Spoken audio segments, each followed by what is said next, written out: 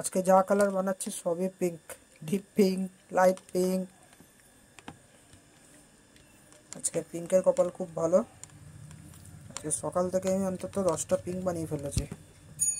এটা অনেক deep pink, আরও ডিপ চাইছিল। মানুষের চয়েস এক একটা এক এক রকম আছে। যত ডিপ কালার ঘরের ভেতর তত বেশি অন্ধকার হবে, যত লাইট কালার করবেন তত ঘরের ভেতরে আলো দেখা যাবে। এটাই মানুষ বোঝে না, সবাই ডিপ চাই। কাস্টমার যেটা বলে সেটা তো আমায় করে দিতে হবে, যার যেটা চয়েস। এত কালার নাহলে তো থাকতো না।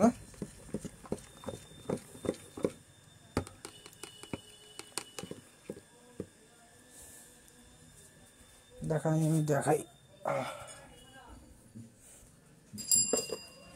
দেখেন, ঠিক আছে?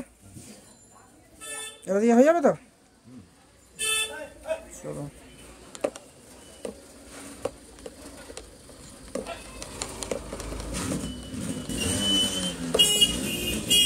চলুন। কাস্টমার বলেছে ঠিক আছে, এটাই হয়ে যাবে, এটাই পছন্দ হয়েছে।